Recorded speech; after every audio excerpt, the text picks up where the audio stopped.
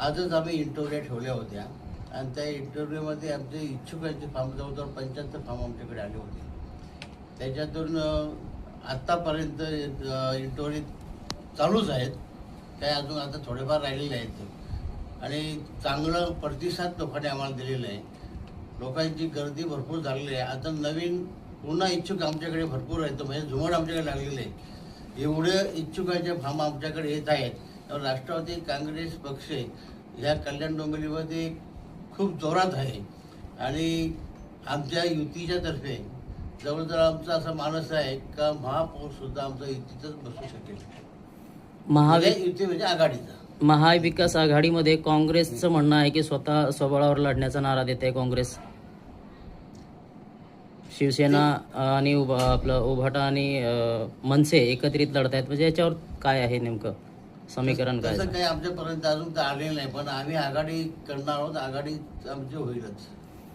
दुसरी गोष्ट 122 जागा इथून आहेत, तर ह्या मित्रपक्षामधून लढवल्या जातील आपल्या. त्याच्यावर कसं समीकरणं कशी असतील? आम्ही आघाडीतर्फे चारही पक्ष आम्ही वाटून घेऊ.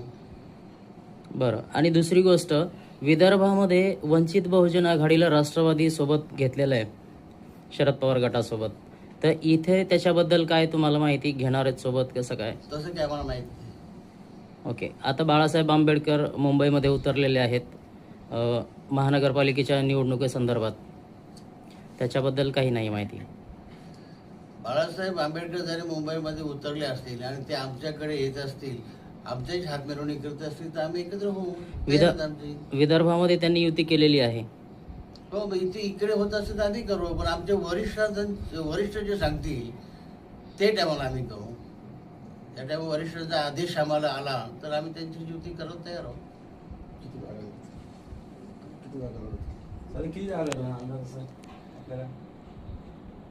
जागा तर आम्हाला संपूर्ण लढायच्या आहेत. 122 जागा ज्या आहेत तेवढे आम्हाला लढा लागणार आहे. पण आम्ही युती तर्फे म्हणजे आमची जी आघाडी आहे त्या आघाडीतर्फे आम्ही वाटून घेणार.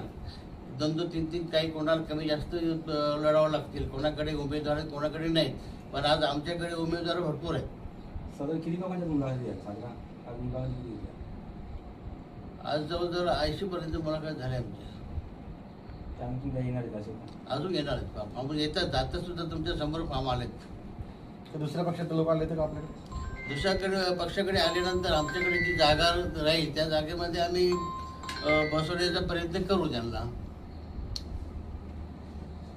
चांगला कॅन्डिडेट निवडून घ्यावा असेल तर.